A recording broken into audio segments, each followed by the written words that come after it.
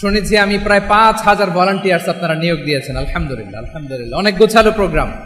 আমার প্রাণ ঢালা ভালোবাসা জানবেন, আমার হৃদয়ের গহীন থেকে ভালোবাসা নিবেন, শুভেচ্ছা জানবেন সবাই। প্রিয় ভাইরা, আমরা আর কাল বিলম্ব না করে মূল আলোচনায় চলে যেতে চাই। আজকে যে টপিকের উপর আমি কথা বলবো, টপিকটা হচ্ছে peaceful coexistence and communal harmony, শান্তিপূর্ণ সহাবস্থান এবং সাম্প্রদায়িক সম্প্রীতি।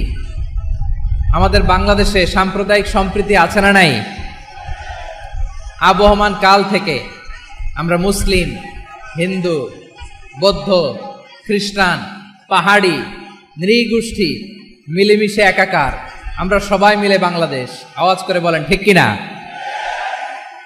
আমাদের পারস্পরিক সম্প্রীতি, ভালোবাসা, সৌহার্দ্যপূর্ণ আচরণ, বোঝাপড়া এটা বেশ মজবুত।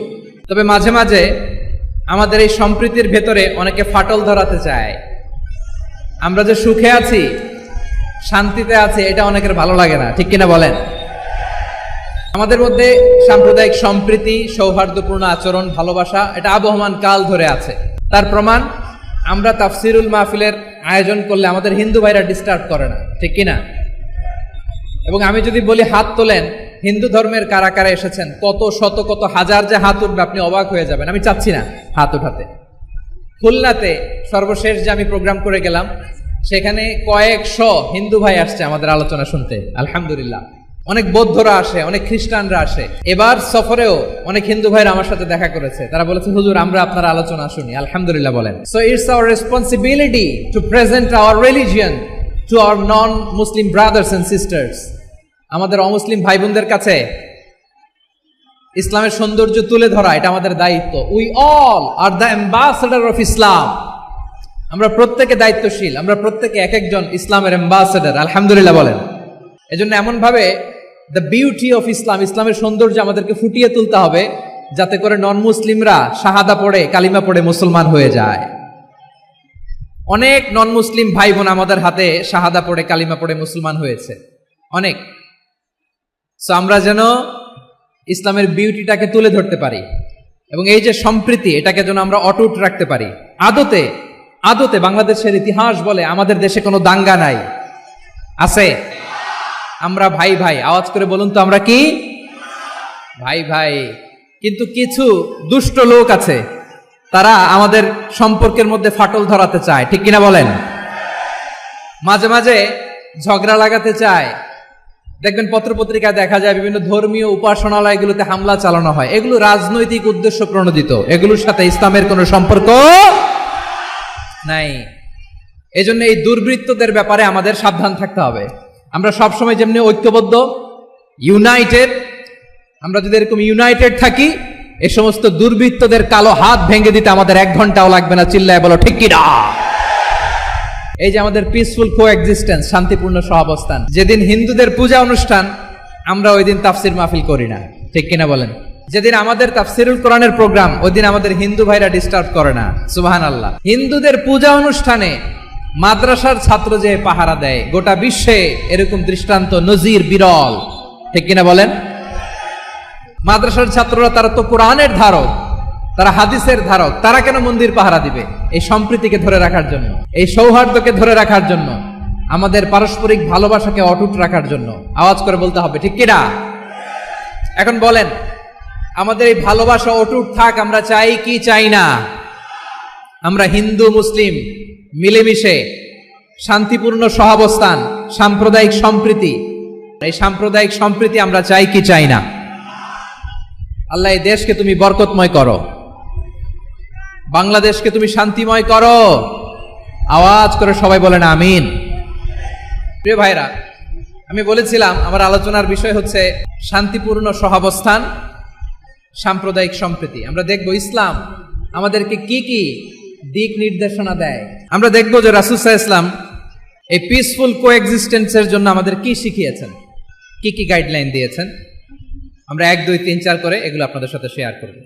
আমি আপনাদের খেদমতে সূরাতুল আনআমের 108 নম্বর আয়াত তেলাওয়াত করেছি। এখানে আল্লাহ রাব্বুল ইজ্জা ওয়াল জালাল তিনি ইরশাদ করছেন, ওয়ালা তাসুব্বুল্লাযীনা يدعون من دون الله فيسبوا الله عدوا بغير علم كذلك زينا لكل أمة عملهم ثم إلى ربهم مرجعهم فينبئهم بما كانوا يعملون رب العالمين বলেন গোলাম ও আমার ইমানদার বান্দারা শোনো শোনো ও আমার বিশ্বাসী বান্দারা শোনো শোনো লা তাসুবুল্লাযীনা ইয়াদউনা মিন দুনিল্লাহ ফায়াসুবুল্লাহা আদওয়াম বিগাইরি ইলম ও আমার বিশ্বাসী বান্দারা যারা আল্লাহকে ব্যতি রেখে আল্লাহকে বাদ দিয়ে অন্য উপাস্যকে ডাকে দেব দেবীর পূজা করে দেবতাদের পূজা করে তোমরা খবরদার তাদের গালি দিও না আওয়াজ করে বলেন কি দিও না আল্লাহ বলেন ও বিশ্বাসীরা শোনো যারা আল্লাহকে বেছে রেখে দেব দেবীর পূজা করে অন্য উপাস্যের পূজা করে তাদেরকে ডাকে ওই দেবতাদেরকে তোমরা গালি দিও না যদি ওই দেবতাদেরকে গালি দাও তাহলে ভুলবশত শত্রুতাবশত তারা তোমাদের রব আল্লাহকে গালি দেবে ঠিক কি না তোমরা যদি তাদের দেবতাদের গালি দাও ওরা রেগে তোমার আল্লাহরে গালি দিবে তাহলে আল্লাহরে গালি খাওয়ানোর কারণ হয়ে গেলাম আমি ঠিক কি না বলেন রব্বুল আলামিন বলেন খবরদার বিশ্বাসীরা আল্লাহ ছাড়া যারা অন্যান্য উপাস্যদেরকে ডাকে দেবতাদেরকে ডাকে তাদেরকে তোমরা গালি দিও না ওই সমস্ত দেবতাদেরকে যদি তোমরা গালি দাও তাহলে তারা আল্লাহকে গালি দিবে ঠিক কিনা বলেন আমরা দেবতাদের গালি দিলে ওরা আল্লাহকে গালি দিবে রব্বুল আলামিন বলেন খবরদার দেবতাদেরকে গালি দিও না তাহলে ওরা তোমার রব আল্লাহরে গালি দেবে প্রতিটি জাতির জন্য তাদের কাজকে আমি আল্লাহ সুশোভিত করে রেখেছি তারা সবাই একদিন আমার কাছেই ফিরে আসবে এরপর আমি রব্বুল আলামিন তাদের আমলনামা তাদেরকে জানিয়ে দেব সুবহানাল্লাহ পড়ে প্রিয় ভাইরা আল্লাহ তাআলা বলেছেন খবরদার গালি দিও না আদেশটা কার আওয়াজ করে বলেন তো হিন্দুদের দেবতা দেবদেবীদেরকে গালি দেওয়া যাবে না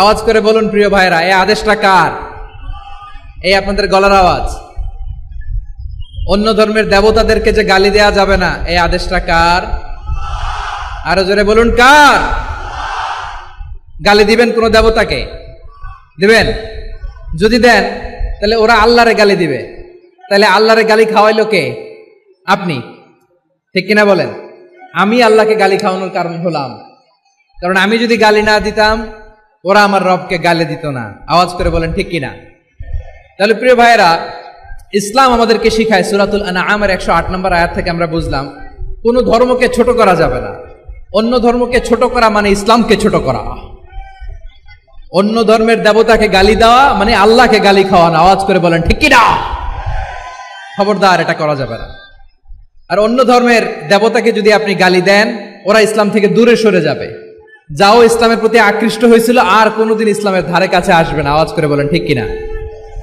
এজন্য কখনো কোনোদিন অন্য ধর্মের দেবতাদেরকে গালি দেয়া যাবে না অন্য ধর্মের কোন দেবতাদেরকে আমরা গালি দিব না বরং ইসলামের beauty the beauty of Islam ইসলামের সৌন্দর্যকে আমরা তুলে ধরবো আমরা যদি বিশ্বনবী সাল্লাল্লাহু আলাইহি ওয়াসাল্লামের জীবনের দিকে তাকাই তাহলে আমি দেখব বিষ্ণু ঈসা ইসলাম মক্কাতে কিংবা মদিনাতে অন্য ধর্মের লোকদের সাথে খুব পিসফুলি লাইফ লিড করেছেন হোক মুশরিক হোক খ্রিস্টান হোক ইহুদি বিশ্বনবী সবার সাথে মিলেমিশে ছিলেন আলহামদুলিল্লাহ বলেন ইসলাম হচ্ছে পিসফুল রিলিজিয়ন অন্য ধর্মের প্রতি সহনশীলতার সবক ইসলাম আমাদেরকে দেয় কিন্তু প্রতিটি মুসলিমের এটা মনে রাখতে হবে আল্লাহর কাছে পছন্দনীয় গ্রহণযোগ্য ধর্ম জীবনাদর্শ একটি সেটা হচ্ছে ইসলাম আওয়াজ করে বলেন সেটা কি আওয়াজ করে বলুন আল্লাহর কাছে মনোনীত ধর্ম একটি সেটা কি এজন্য রব্বুল আলামিন বলেন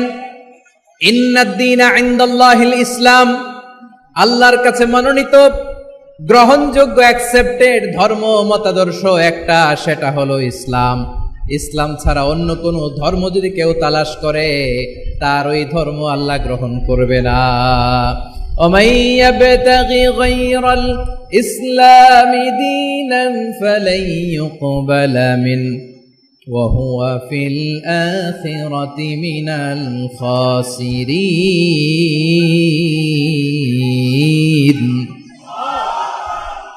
Whoever seek anything except Islam, that won't be accepted from him, and he will be loser in the day of judgment. কিয়ামতের দিন ইসলাম ছাড়া কেউ যদি অন্য কোনো ধর্ম তালাশ করেছে দুনিয়াতে, তার এই মতাদর্শ গ্রহণ করা হবে না, and he will be loser. সে হবে লুজার, ক্ষতিগ্রস্ত, হাই হাই কোম্পানির ম্যানেজার। ওর আমও শেষ, সালাও শেষ। আওয়াজ করে বলেন ঠিক কি না? এজন্য ইসলাম পেয়ে আমরা খুশি না বেজার?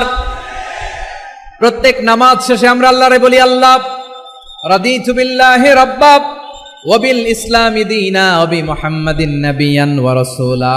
ও আল্লাহ, তোমারে রব হিসেবে পেয়ে আমরা খুশি।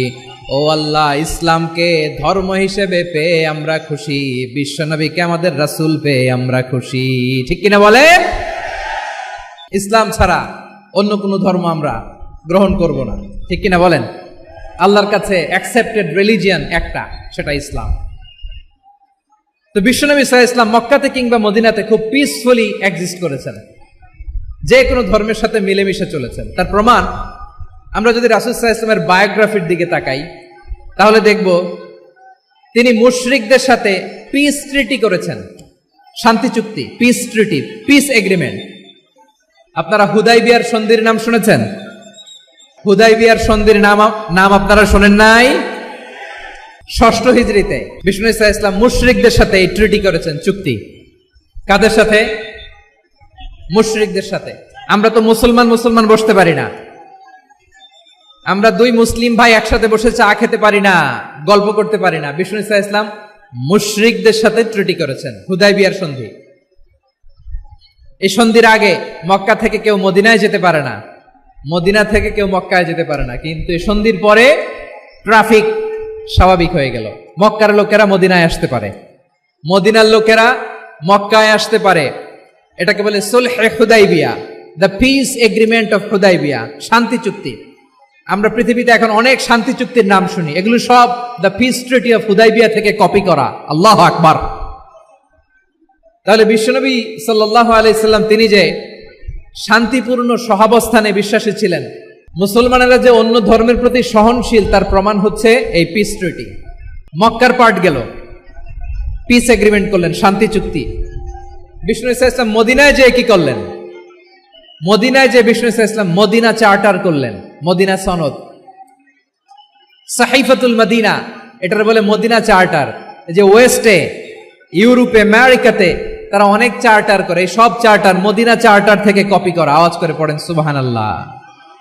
বিষ্ণু ঈসা ইসলাম মদিনায় গেলেন, মদিনাতে মুসলিম, মুশরিক, ইয়াহুদি, এই 3 ধর্মের লোক মিলে সব স্টেক হোল্ডার যারা আছে সবাইকে নিয়ে বিষ্ণু ঈসা ইসলাম মদিনা চার্টার করলেন, মদিনা সনদ। শুধু তাই নয়, মক্কাতে বিশ্বনবী পিস এগ্রিমেন্ট করলেন, শান্তি চুক্তি মুশরিকদের সাথে। মদিনাতে যে বিশ্বনবী মদিনা চার্টার করলেন, মদিনা সনদ করলেন ইহুদিদের সাথে। আবার মদিনাতে বিশ্বনবী ইহুদিদের সাথে পিস ডায়ালগ করলেন, ইন্টারফেথ ডায়ালগ করলেন, আন্তধর্মীয় সংলাপ করলেন। যেই সংলাপের মূল ভিত্তি ছিল তাওহীদ। মূল ভিত্তি ছিল কি? তাওহীদ। বিশ্বনবী ইহুদিদেরকে ডাকলেন, আহ্বান করলেন, কুল ইয়া আহলাল কিতাবি তাআলাউ ইলা কালিমাতিন সাওয়াইন বাইনানা ওয়া বাইনাকুম আল্লা না'বুদা ইল্লাল্লাহ ولا نشرك به شيئا ولا يتخذ بعضنا بعضا أربابا من دون الله فإن تولوا فقولوا اشهدوا بأننا مسلمون سبحان الله পড়েন। বিশ্বনবী মদিনার ইহুদিদের ডেকে বললেন, ও ইহুদিরা শোনো শোনো, আসো এমন একটা আদর্শের প্রশ্নে আমরা একত্রিত হই, যে আদর্শের প্রচার তোমাদের নবীরাও করেছে, আমিও করি। যে আদর্শের কথা তোমাদের পবিত্র ধর্মগ্রন্থগুলোতে আছে, আমার কোরআনেও আছে, সেটা হলো তাওহীদ। আমরা এক আল্লাহ ছাড়া কারো ইবাদত করব না, আল্লাহর সাথে কাউরে শরীক করব না, আল্লাহ ছাড়া কাউরে রব মানব না। পড়েন সুবহানাল্লাহ। মদিনাতে যেয়ে তিনি মদিনা চার্টার করলেন, মদিনা সনদ, পিস ডায়ালগ করলেন, শান্তির সংলাপ, ইন্টারফেথ ডায়ালগ করলেন, আন্তধর্মীয় সংলাপ যার ভিত্তি ছিল তাওহীদ। সুবহানাল্লাহ পড়েন। তাহলে অন্য ধর্মের প্রতি সব সময় ইসলাম সহনশীল, টলারেন্স। যদি আপনি দেখতে চান ইসলামের নবী বিশ্ব নবীর দিকে তাকান, ঠিক কিনা বলেন? আমরা তো সংখ্যালঘুদের রাইটস প্রোটেক্ট করার জন্য কত আইন বানাই, কত বৈঠক করি, কত সংবাদ সম্মেলন করি। বিষ্ণু সাল্লাল্লাহু আলাইহি ওয়াসাল্লাম সংখ্যালঘুদের রাইটসের ব্যাপারে, অধিকারের ব্যাপারে যে কথা বলেছেন, শুনলে আপনি অবাক হয়ে যাবেন।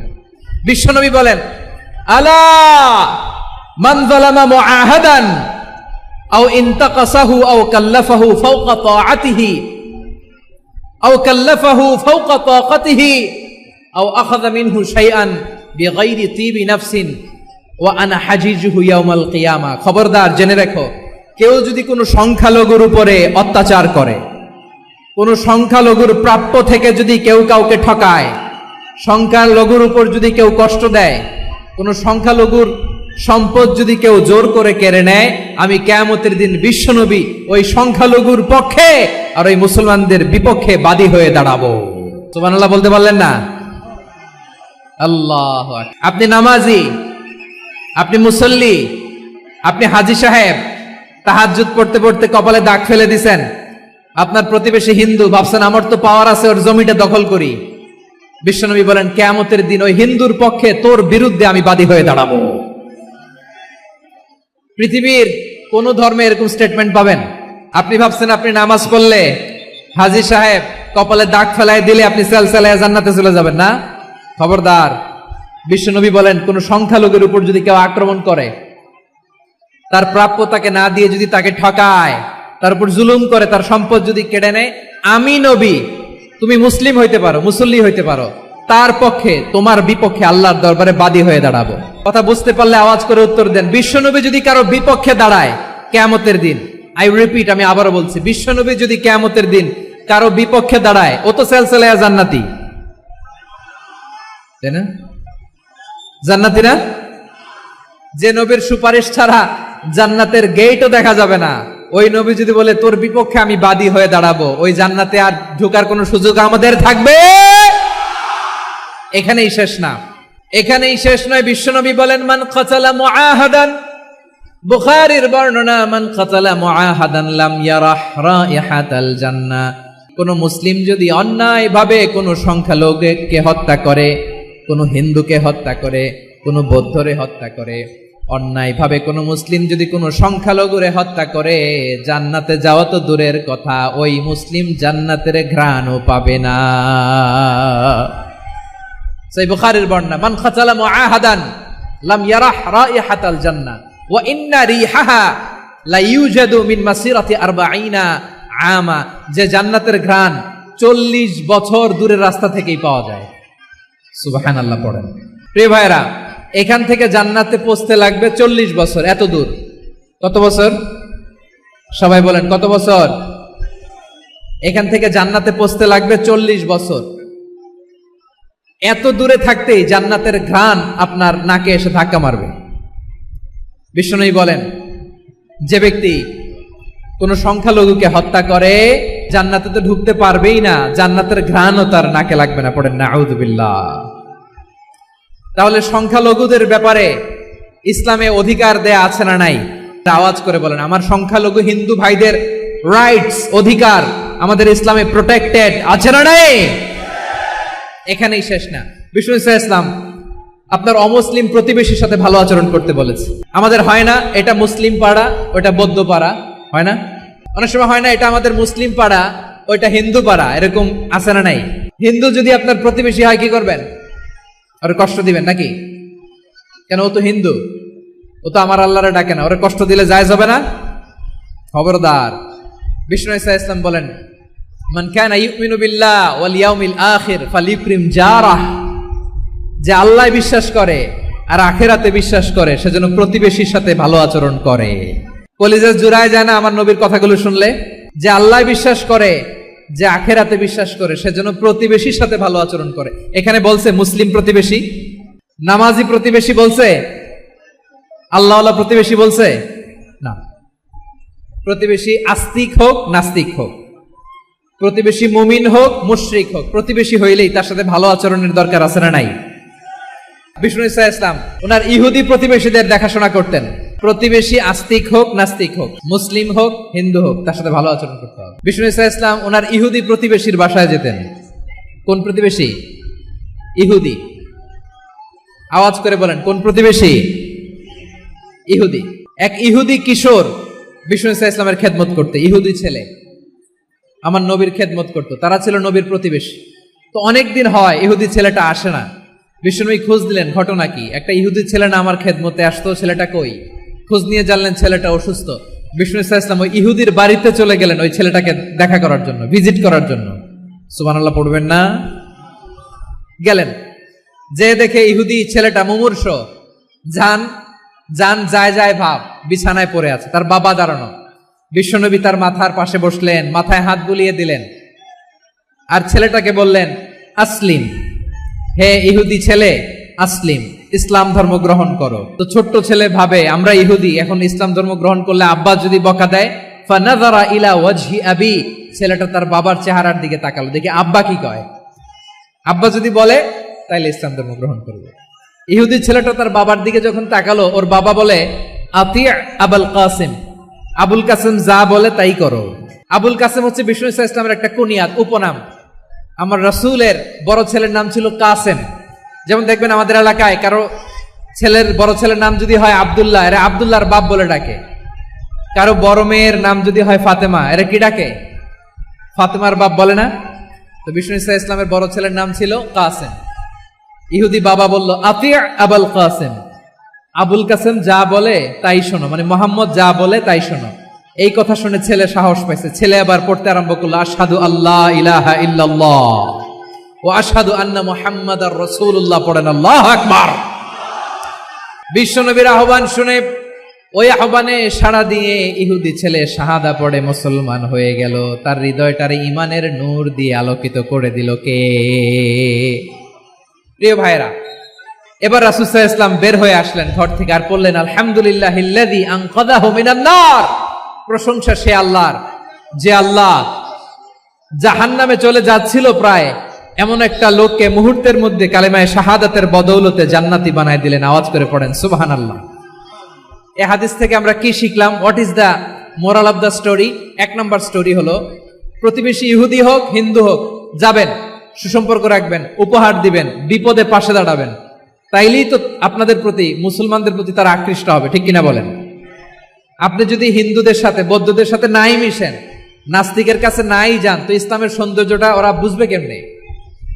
আমার অনেক হিন্দু পরিচিত ভাই আছে, ওরা আমাদের ইফতারের প্রোগ্রামে এসে একসাথে ইফতারি করে। আমি বলি, আসো, welcome, welcome to my dinner, আসো বসো। বসলেই তো আমি ওর ডিএনএ, চিন্তার ডিএনএ চেঞ্জ করে দেওয়ার সুযোগ পাবো। চিল্লায় বলো ঠিক কিনা? আসতে হবে আমার কাছে। Our door is open, the door of Islam is open 24/7. সব সময় আমাদের ইসলামের দরজা আমার অমুসলিম ভাইদের জন্য খোলা আছে না নাই?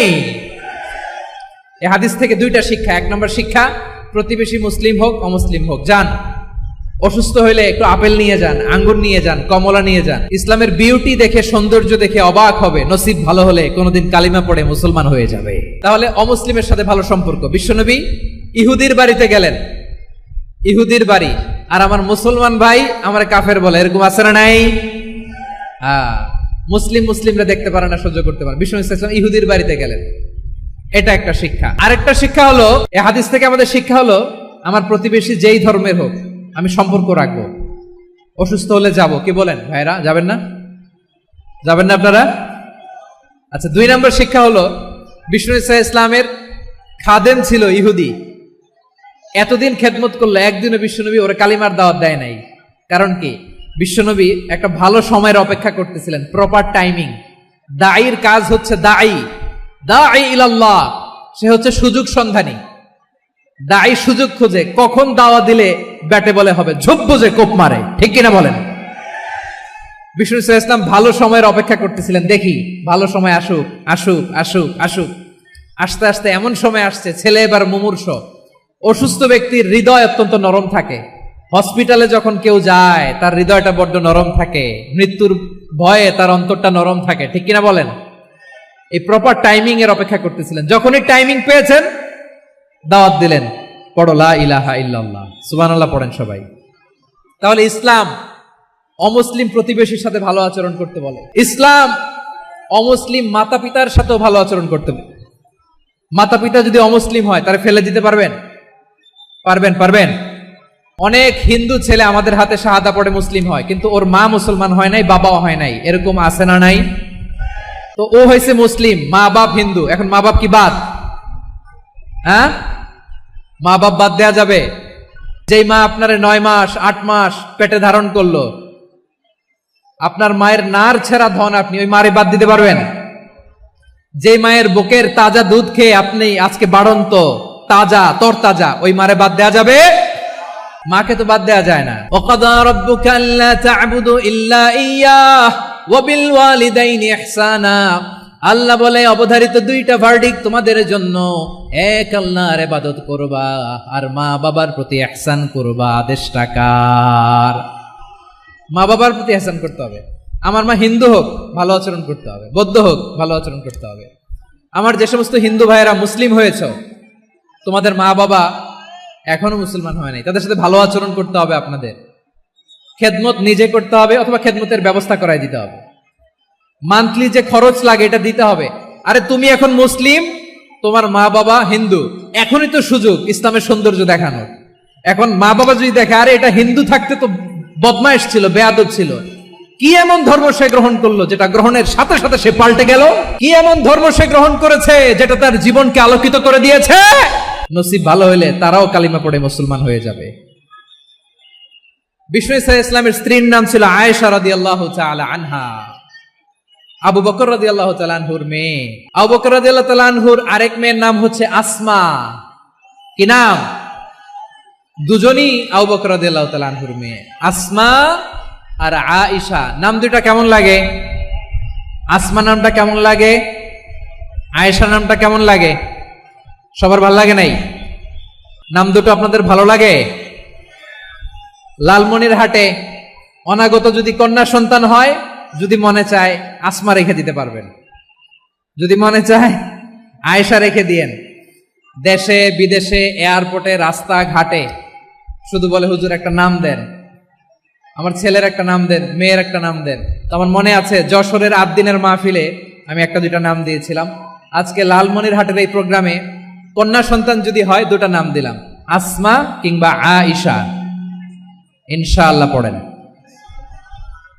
দুজন বোন, এক মায়ের না, বাবা এক মা দুজন। আয়েশা রাদিয়াল্লাহু তাআলা আনহার মায়ের নাম উম্মে রুমান, আর আসমা রাদিয়াল্লাহু তাআলা আনহার মায়ের নাম কুতাইলা বিনতে আব্দুল উজ্জা। আবু বকর রাদিয়াল্লাহু তাআলা আনহু 4টা বিয়ে করেছিলেন। একই ঘটনা ঘটেছে এই ফ্যামিলিতে। আসমা ইসলাম ধর্ম গ্রহণ করে মুসলিমা, কিন্তু তার মা কুতাইলা মুশরিকা। আই রিপিট, বোঝার জন্য আমি আবারও বলি, আসমা রাদিয়াল্লাহু তাআলা আনহা মুসলিমা, আর আসমার মা কুতাইলা। আওয়াজ করে বুঝে থাকলে বলেন আসমার মা। তার মানে মেয়ে মুসলিম, মা অমুসলিম। ভেজাল আছে না নাই? কিন্তু কুতাইলা আর ধৈর্য ধারণ করতে পারে না। নার ছেঁড়া ধন, কলিজার টুকরা ধন, কলিজার টুকরা সন্তান। আসমারে দেখতে বড্ড মন চায়। সাইয়েদনা আসমা রাদিয়াল্লাহু তাআলা আনহা মক্কা থেকে হিজরত করে মদিনায় চলে গেলেন হুদাইবিয়ার পর। যখন মক্কা মদিনার ট্রাফিক স্বাভাবিক হলো, মক্কার লোক মদিনায় যায়, মদিনার লোক মক্কায় আসে। কুতাইলা কলিজার টুকরা সন্তান আসমারে দেখার জন্য কিছু উপহার নিয়ে বিশাল মরুপথ পাড়ি দিয়ে মক্কা থেকে মদিনায় যায়। সুবহানাল্লাহ বলেন। এখন মা আসছে মেয়ের সাথে দেখা করতে, মেয়ে তো আর দেখা দেয় না। মেয়ে ভাবছে আমার মা তো মুশরিকা, অপবিত্রা, তার সাথে কি দেখা দেয়া যাবে? বিশ্বনবীর দরবারে চলে গেলেন। সুবহানাল্লাহ বলেন। কি সৌভাগ্যবান ছিল তারা! মাসলা জানার দরকার হলেই নবীর দরবারে চলে যেত। ঘরে বউয়ের সাথে ঝগড়া হলে নবীর দরবারে চলে যেত। অনেক সাহাবী বলে আমার পেটে ক্ষুধা লাগলো আমি নবীর কাছে চলে যেতাম, কারণ নবীর চেহারার দিকে তাকালেই আমার পেটের ক্ষুধা মিটে যেত। সাইয়েদনা আসমা রাদিয়াল্লাহু তাআলা আনহা বিশ্বনবীর কাছে চলে গেলেন, যে বললেন ইয়া রাসূলুল্লাহ ইয়া হাবিবাল্লাহ ইন্না উম্মি কাদিমাতুন ইলাইয়া ওয়া হিয়া রাগিবা। আমার মা মক্কা থেকে অনেক দূর মরুর পথ পাড়ি দিয়ে উপহার সামগ্রী নিয়ে মদিনায় আমার সাথে দেখা করতে এসেছে গো নবী, আমার জানতে বড্ড ইচ্ছে হয় আমি আমার মুশরিকা মায়ের সাথে একটু দেখা করতে পারবো কিনা। আফা আসিলুহা, আগে যেমনি আমি আমার মায়ের সাথে ভালো আচরণ করতাম, যেমনি আমি আমার মায়ের সাথে সদাচরণ করতাম গো নবী, এখন আমি মুসলিমা, মা মুশরিকা, এখনো কি আগের মতো সদাচরণ করতে পারবো নাকি? বিশ্বনবী বললেন, নাম সিলিহা, হ্যাঁ রে আসমা, অবশ্যই অবশ্যই, আগে ঠিক যেমন তুমি তোমার মায়ের সাথে ভালো আচরণ করতে, এখনো তেমনি আগের মতো ভালো আচরণ করবা। আওয়াজ করে পড়েন সুবহানাল্লাহ। কি ইসলাম আমরা পেয়েছি! কত ব্রড মাইন্ডেড আমাদের ইসলাম, কত ওপেন মাইন্ডেড ইসলাম, কত ওপেন আপ করতে পারে, চিন্তা করতে পারেন। বিষ্ণু বললেন, হ্যাঁ অবশ্যই, নাম সুলিহা, আগে যেমনি ভালো আচরণ করছো আসমা, এখন ওইরকমই করো, পারলে আরো বাড়াই করো। সুবহানাল্লাহ বলেন। তাহলে আমার যে হিন্দু ভাইয়েরা, হিন্দু বোনেরা ইমানের বদৌলতে দৌলতে আপনি ধন্য হয়েছেন, আপনার আম্মা আব্বা এখনো মুসলমান হয় নাই, তাদের জন্য দোয়া করেন, তাদের জন্য দোয়া করেন, আল্লাহ যেন তাদেরকেও ইমানের দৌলত দান করে। আমরা সবাই পড়ি আমিন, আরো জোরে পড়েন আমিন।